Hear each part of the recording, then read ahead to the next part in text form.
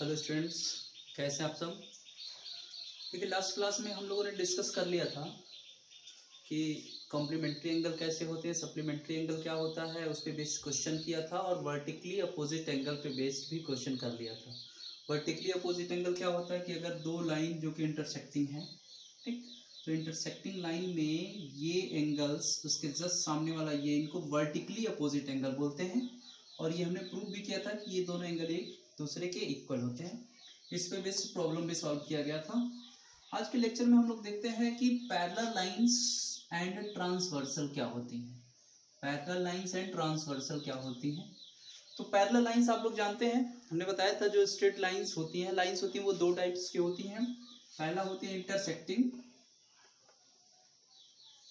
Intersecting and second one जो होती है वो होती है नॉन इंटरसेक्टिंग।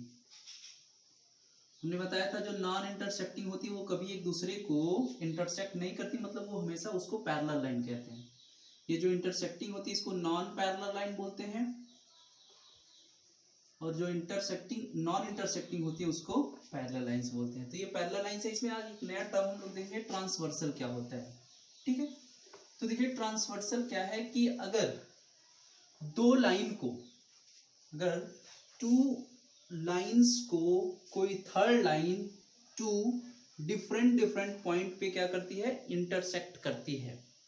बात को समझिएगा। If a line intersect two lines at two distinct point, if a line intersect two other lines at two different points, then this line is called transversal. Clear है। अगर कोई भी लाइन किसी दो line को दो अलग अलग पॉइंट्स पे इंटरसेक्ट करती है तो उस लाइन को जो इंटरसेक्ट कर रही है उस लाइन को हम लोग क्या बोलते हैं, ट्रांसवर्सल बोलते हैं। Is it clear. अब इसमें कुछ टर्म्स होते हैं। देखिए जैसे मान लिया मैंने ये पहली लाइन L है और दूसरी लाइन क्या है, M। ये जो लाइन N है ये L और M को रिस्पेक्टिवली P और Q पर इंटरसेक्ट कर रही है। ठीक है, तो इस केस में देखिए हम 1 2 3 4 5 4 एंगल यहां बन रहा है, 4 एंगल यहां बन रहा है। चलिए इनका नाम मैं दे देता हूं। इसका angle 1, this one is 2, this is 3 4 5 6 7 and 8। ये एंगल्स का नाम मैंने दे दिया। क्लियर। अब इन एंगल्स में कुछ चीजें होती हैं, कुछ टर्म्स होते हैं इसमें जो आपको जानना बहुत ही जरूरी है। वो टर्म आपको याद होना चाहिए कि ये टर्म्स क्या होता है, कहाँ यूज करते हैं। ठीक है, तो सबसे पहला टर्म जो होता है उसको हम लोग बोलते हैं करस्पॉन्डिंग एंगल। करस्पॉन्डिंग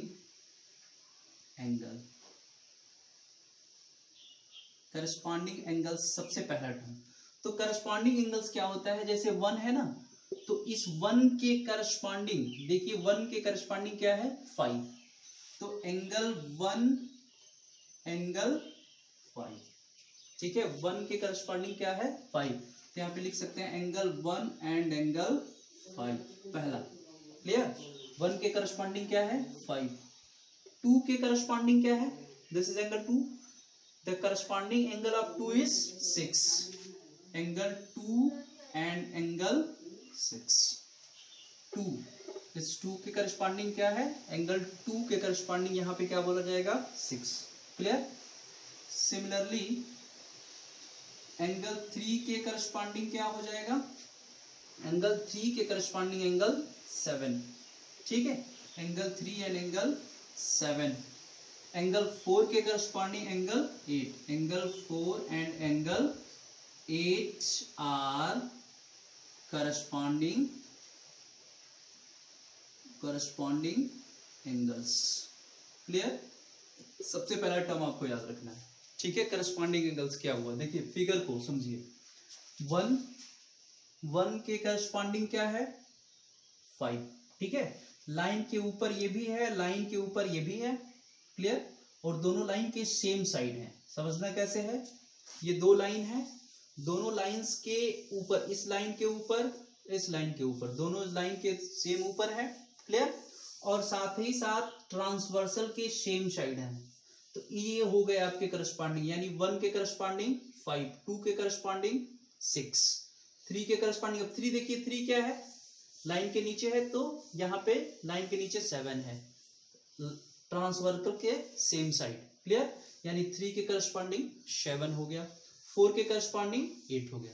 तो सबसे पहला चीज आपको जानना था करस्पॉन्डिंग एंगल्स, तो ये हो गए करस्पॉन्डिंग एंगल्स। सेकंड थिंग क्या होता है ये जानिए, सेकंड थिंग होता है alternate angles.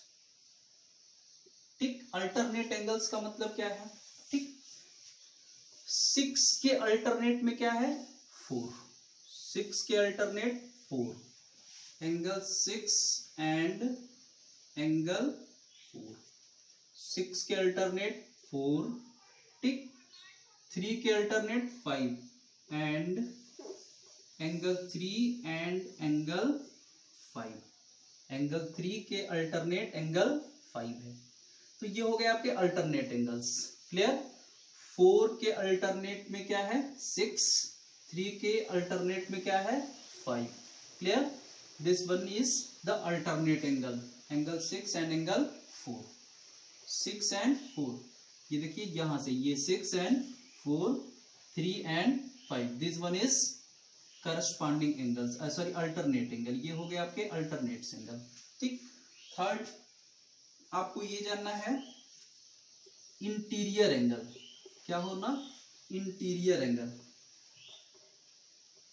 Interior angles, clear, of the same side of transversal,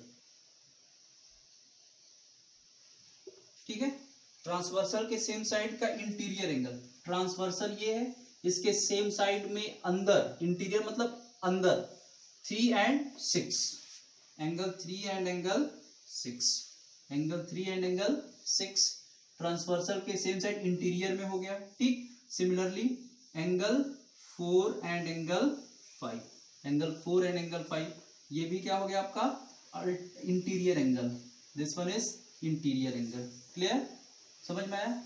transversal के सेम साइड इंटरनल में जो है तो एंगल 3 एंड एंगल 6 है इंटीरियर एंगल, 4 एंड 5 है interior angle, clear.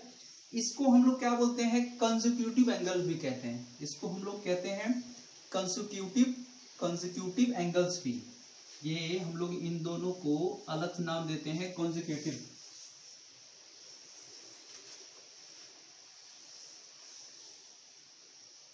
Consecutive interior angle, interior angles, ठीक है, यानी कंसेक्यूटिव इंटीरियर एंगल्स भी इसको बोलते हैं, और अलाइंड एंगल भी बोलते हैं, अलाइंड एंगल भी इसको बोला जाता है, क्लियर, अलाइंड एंगल्स, ठीक। तो ये होता है आपका इंटीरियर एंगल्स या कंसेक्यूटिव इंटीरियर एंगल्स या अलाइंड एंगल आप बोल सकते हैं, कुछ भी क्वेश्चन में किसी भी तरह से दिया जा सकता है, ठीक है। तो ये हो गया इंटीरियर एंगल। अब इसमें रही बात एक्सटीरियर एंगल की, तो एक्सटीरियर एंगल क्या होता है, 7 8 1 2 1 2 7 8, ये सब क्या होते हैं आपके एक्सटीरियर एंगल होते हैं, क्लियर।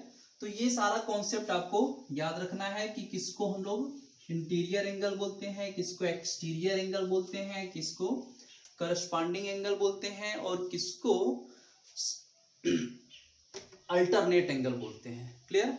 आगे देखते हैं, यही ट्रांसवर्सल अगर लाइन दो जो है वो पैरेलल हो, अगर दोनों लाइंस क्या हो पैरेलल हो, ठीक, if line L and M are parallel, ठीक, अगर लाइन L और M क्या है पैरेलल है, ये L है और ये क्या है M है, और ये कोई ट्रांसवर्सल है N, ठीक है, ठीक, and N is a transversal, N is a transversal which intersecting the line L and M at point P and Q, clear, ठीक। ये लाइन L और L क्या है, पैरेलल लाइंस हैं, और ये ट्रांसवर्सल है जो इसको P और Q पे क्या करती है, इंटरसेक्ट करती है। ठीक, तो इसमें कुछ चीजें आपको जानना जरूरी है जो कि बेहद इंपॉर्टेंट है। आपके क्वेश्चन तभी आप कर पाएंगे इसके जब ये सारी चीजें आपको याद रहेंगी। ठीक है, तो देखिए क्या है ये, इसमें हमने आपको बताया है, जैसे एंगल का नाम ले लूं, अगर एंगल 1 2 3 4 5 6 4 5 6 7 एंड 8, ये एंगल हो गया। ठीक है, तो यहाँ पे सबसे पहले अगर हम देखें, हम मेजर कर लें, एंगल मेजर करें, क्या करें, एंगल को मेजर करें। ठीक है, कैसे मेजर करेंगे, एंगल मेजर करना आता है, कॉम्पस ले लो या तो प्रोटेक्टर से मेजर कर लिया जाए। ठीक है, तो अगर प्रोटेक्टर से मेजर किया जाएगा तो हमको क्या मिलेगा कि angle 1 is equal to angle 5, पहली चीज angle 1 is equal to angle 5। ठीक, angle 2 is equal to angle 6, angle 2 is equal to angle 6, angle 3 is equal to angle 7 and angle 4 is equal to angle 8। ठीक, अच्छा, अब इसमें थोड़ा सा back जाइए और ये बताइए कि ये सारे एंगल्स को क्या नाम दिया गया था, इन सभी एंगल्स को, यानी 1 4, 1 के करस्पॉन्डिंग क्या है 4, तो यानी ये करस्पॉन्डिंग एंगल हुआ। 2 के करस्पॉन्डिंग 6 है तो ये भी करस्पॉन्डिंग एंगल हुआ। ठीक, 3 के करस्पॉन्डिंग 7 है, 4 के करस्पॉन्डिंग 8 है, और ये सारे के सारे अगर आप मेजर करें, एंगल को मेजर किया जाए तो ये सारे एंगल्स आपको क्या मिलेंगे, इक्वल मिलेंगे। सारे की मेजरमेंट क्या आएगी, इक्वल आएगी। thus we can say that if a line L and M are parallel and N is a transversal, then their corresponding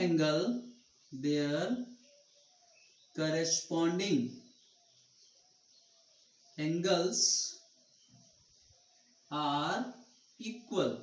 You must remember this result. आपको ये याद रखना है। क्लियर, क्या है कि if lines L and M are parallel, lines L and M are parallel and N is a transversal intersecting the lines P and Q respectively, then their corresponding angles are equals. That is 1 is equal to 5, 2 is equal to 6, 3 is equal to 7, 4 is equal to 8. ये corresponding angles हमेशा क्या होते हैं, equal होते हैं। Clear, for example एक question आपको बताते हैं इस पे बेस्ड। सपोज दैट ये फिगर दिया हुआ है,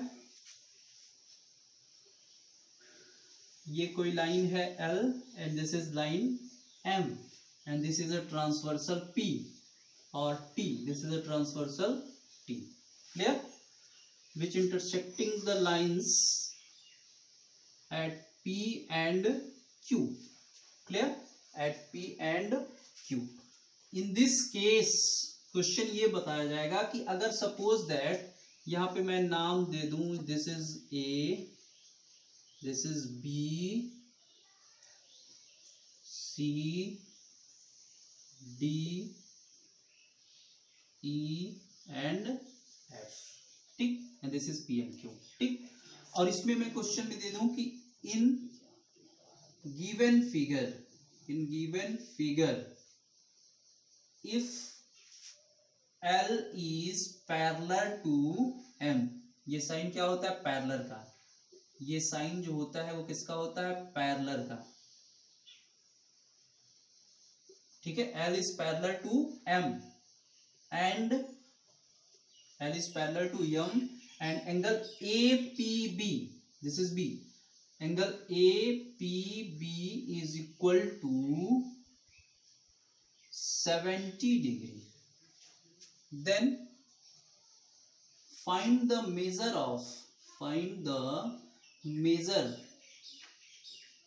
ऑफ रिमेनिंग एंगल्स,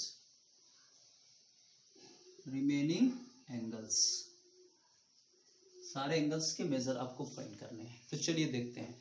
अभी मैंने बताया ना करस्पॉन्डिंग एंगल इक्वल होते हैं, तो इस फिगर से आपको समझ में आ जाएगा इस सॉल्यूशन से कि कैसे इक्वल होता है। इसका मेजरमेंट इन्होंने कितना दिया हुआ है, 70 डिग्री दिया, ठीक। तो चलिए ये अगर 70 डिग्री है, ठीक, तो सॉल्यूशन में यहाँ पे एक चीज आपको दिख रहा होगा, क्या दिख रहा होगा कि ये एक स्ट्रेट लाइन है और इस पर एक रे आकर के फॉल कर रही है। ध्यान से देखिए, अगर नीचे का पोर्शन भूल जाइए तो ये क्या है, एक स्ट्रेट लाइन है और ये क्या है, PA, एक रे है जो इस पर आकर के फॉल कर रही है। तो अगर ये रे इस पे फॉल कर रही है तो ये दोनों इनके एडजेसेंट एंगल हुए और ये एडजेसेंट एंगल क्या फॉर्म करते हैं, लीनियर पेयर, ठीक है, मतलब स्ट्रेट एंगल। और स्ट्रेट एंगल का मेजरमेंट कितना होता है, 180 डिग्री। क्लियर। तो यहाँ पे सॉल्यूशन में हम लिख सकते हैं angle APB is equal to APB plus angle APC is equal to 180 degree. Reason क्या लिखेंगे आगे, लीनियर पेयर का सम 180 डिग्री। अब APB की मेजरमेंट कितनी है आपके पास, 70 degree plus angle APC is equal to 180 degree. अगर एंगल APC फाइंड करना हो तो ये हो जाएगा 180 डिग्री माइनस 70 डिग्री। तो angle APC is equal to 110 degree, यानी APC कितना आ गया, 110 डिग्री। क्लियर। नाउ अब देखो APB के वर्टिकली अपोजिट में कौन है, CPQ है क्या। Now angle CPQ is equal to APB, आगे लिखेंगे वर्टिकली अपोजिट एंगल। तो एंगल CPQ का मेजरमेंट भी कितना आ जाएगा, 70 डिग्री। क्लियर। अच्छा, ये 70 डिग्री आ गया। अब एक ये बच रहा है, ये भी निकाल लिया, ये बच रहा है, इसको भी निकाल लिया।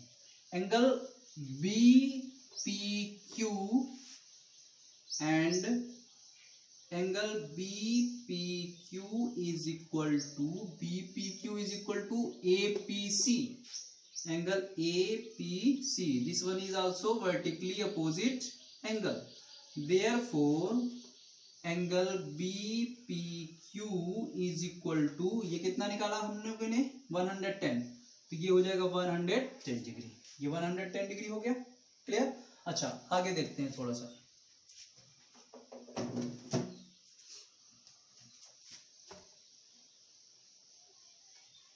आप चाहिए तो इसका नोट ले सकते हैं वीडियो को पॉज करके।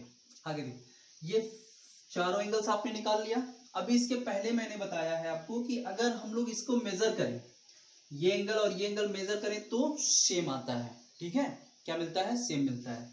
तो यानी ये 70 था तो ये कितना मिल गया आपको, ये 110 मिला।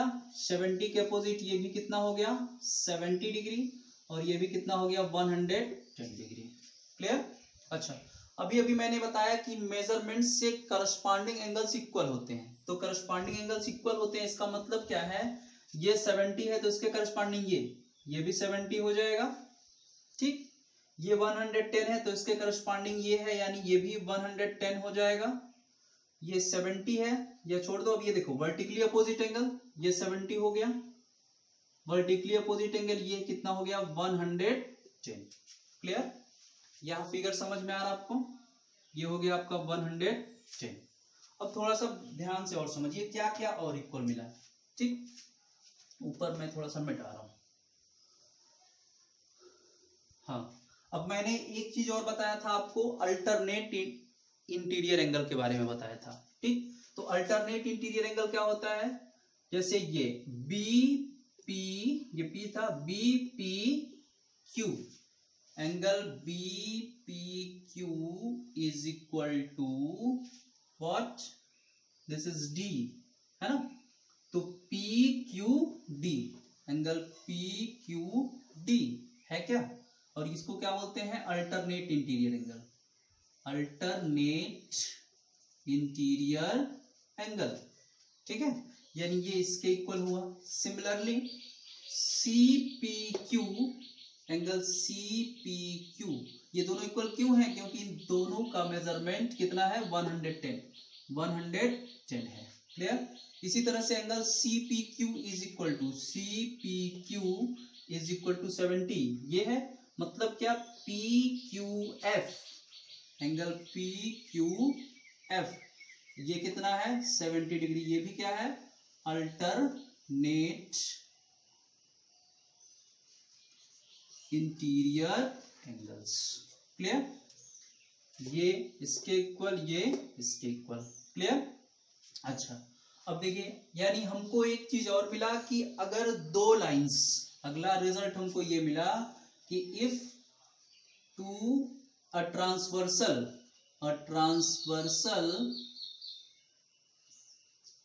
intersect two parallel lines, then alternate interior angles are equal। Clear है। अगर कोई लाइन, कोई ट्रांसवर्सल दो पैरेलल लाइन को इंटरसेक्ट करती है तो उनके अल्टरनेट इंटीरियर एंगल्स के मेजरमेंट्स भी क्या होते हैं, इक्वल होते हैं। क्लियर। अच्छा, एक्सटीरियर एंगल की बात कर लें तो एक्सटीरियर एंगल में 70 के अपोजिट ये है, ठीक, तो ये भी इसके इक्वल होगा और ये इसके इक्वल होगा। इंटीरियर में भी अपोजिट एक्सटीरियर एंगल क्या होते हैं, इक्वल होते हैं। ठीक, अगली चीज ये हमने बताया था, ये देखो, इसको मैंने बोला था इंटीरियर एंगल, इसको क्या बोला था, interior angle on the same side of transversal, या कॉन्जिक्यूटिव इंटीरियर एंगल बोला था, या अलाइंड एंगल बोला था। ठीक है, तो इन दोनों को अगर देखा जाए, तो हमें ये मिलेगा कि ये देखो, ये 70 है, ये 110 है, तो 110 और प्लस 70 अगर किया जाए तो कितना मिलेगा, 180। सिमिलरली इधर भी 110 और प्लस 70 अगर किया जाए तो ये भी कितना मिलेगा, 180 डिग्री। ठीक है, मिलेगा। और ये जब दो एंगल का सम 180 डिग्री होता है तो उन दोनों एंगल्स को हम लोग बोलते हैं सप्लीमेंट्री, उन दोनों को बोलते हैं सप्लीमेंट्री। क्लियर, सप्लीमेंट्री, ये दोनों सप्लीमेंट हैं एक दूसरे के। मतलब हमको तीसरी चीज क्या मिली, थर्ड थिंग ये मिला कि if a transversal intersect two parallel lines then the consecutive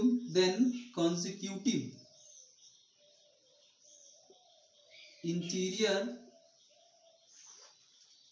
angles are supplementary।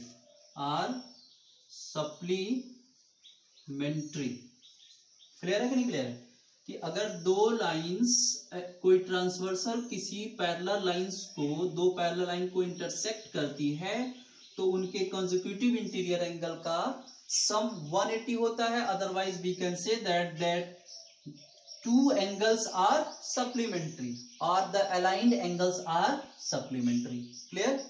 ठीक, तो ये सारे कॉन्सेप्ट्स आपको याद रखने हैं, इसी पे बेस्ड क्वेश्चन आप करेंगे। एक बार मैं फिर से सारा एक बार आपको क्विक वे में बता देता हूं। देखिए, अब ये है, इसको आप चाहे तो नोट करेंगे। If a transversal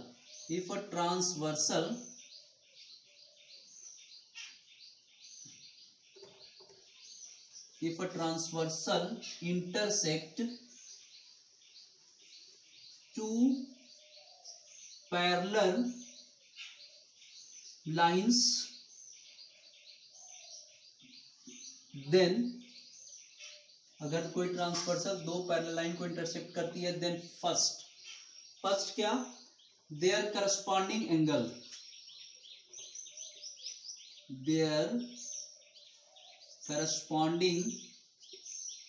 angles are equal.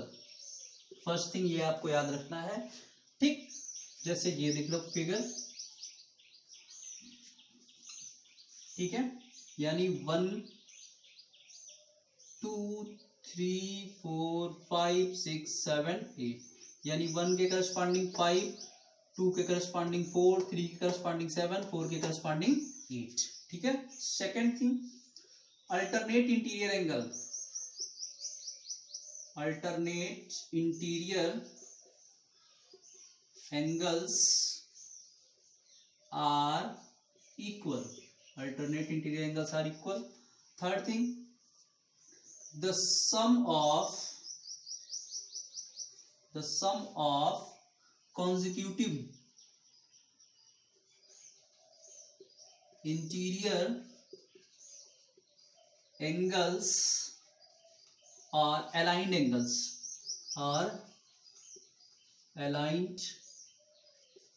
angles ठीक is 180 डिग्री और आर सप्लीमेंट्री, क्लियर है, ठीक। तो ये सारी चीजें आपको याद रखनी है, इसी पे बेस्ड क्वेश्चन आप आगे कर सकते हैं, क्लियर। अच्छा, एक चीज और देखिए, अब जैसे हमने ये देखा कि अगर करस्पॉन्डिंग एंगल्स इक्वल हैं, कब, जब एक ट्रांसवर्सल जो है दो पैरेलल लाइन को इंटरसेक्ट करती है, तो हमें क्या मिलता है कि करस्पॉन्डिंग एंगल इक्वल है, first thing. Second thing, alternate interior angle equal है। Third thing, the sum of their sum of consecutive interior angles are supplementary, or is 180 degree, clear. ये कब हमको मिला, जब ये हमें पता है, when we know that the transversal intersect the lines which is parallel, clear। अब in some questions if this situation are given, अब हमको देखो, अब हम क्या कहते हैं, इसका कन्वर्स हम ये कहते हैं, कन्वर्स ये है जस्ट इसका अपोजिट ये है कि if the corresponding angles, if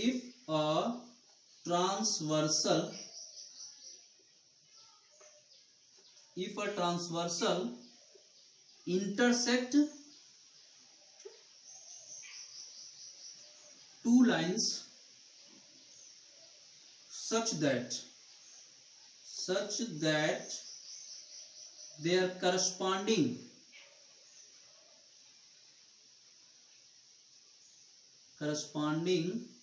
angles are equal, समझना ध्यान से, the corresponding angles are equal, then the lines are parallel, clear. ये हम कह सकते हैं, ठीक है। ये अपोजिट हो गया। अपोजिट कैसे, if transversal intersect parallel lines, अगर ट्रांसवर्सल पैरेलल लाइन को इंटरसेक्ट करता है तो हमें क्या मिलता है कि करस्पॉन्डिंग एंगल इक्वल होता है। अब अगर मान लिया जाए कि हमको ये नहीं पता है कि लाइन पैरेलल है, ठीक है, हमें सिर्फ ये पता है कि ट्रांसवर्सल दो लाइन को इंटरसेक्ट करती है और इस तरह से इंटरसेक्ट करती है कि उनके करस्पॉन्डिंग एंगल्स क्या है, एक दूसरे के इक्वल है, तो ये हमें तुरंत अंडरस्टूड कर लेना, समझ जाना कि वो लाइन क्या है, पैरेलल है, क्लियर है। तुरंत हमें ये समझ जाना है कि ये लाइंस क्या है, पैरेलल है, ठीक, पहला चीज। दूसरी चीज, अगर हमें ये पता है कि इंटरनेट इंटीरियर एंगल्स भी, अल्टरनेट इंटीरियर एंगल भी क्या है, इक्वल है, जैसे a transversal intersect two lines such that alternate interior angles, alternate interior angles are equal, then lines are parallel. Second thing, ठीक है ना, कि अगर कोई ट्रांसवर्सल दो लाइन को इंटरसेक्ट करती है इस तरह से कि उनके अल्टरनेट इंटीरियर एंगल मतलब 3 5 के इक्वल है, 4 6 के इक्वल है, तब भी हमें समझ जाना है कि वो लाइन क्या है, पैरेलल है। ये इसका कन्वर्स हो गया, क्लियर। अच्छा, थर्ड थिंग क्या है, कि अगर कोई line a transversal intersect two lines such that alternate interior angle के जगह पे हम क्या लिखेंगे कि sum of consecutive interior angle such that sum of consecutive interior angle is 180 degree. ठीक है, is 180 degree. Then the lines are parallel. Clear? बात समझ में आ गई? ये इसका कन्वर्स है. ये तीनों कंडीशन अगर दिया हुआ है तो हमें तुरंत समझ जाना है कि लाइन क्या है, पैरेलल है. और अगर लाइन पैरेलल है तो ये तीनों कंडीशन सेटिस्फाई करेंगी 100%. ठीक, अगर ये कॉन्सेप्ट आपने याद कर लिया तो लाइंस और एंगल्स में ट्रांसवर्सल और पैरेलल के क्वेश्चन चुटकियों में आप सॉल्व करेंगे. क्लियर है? ठीक, चलिए अगले टॉपिक पे हम लोग इस पे बेस्ड कुछ क्वेश्चन सॉल्व करेंगे. ठीक है, थैंक यू.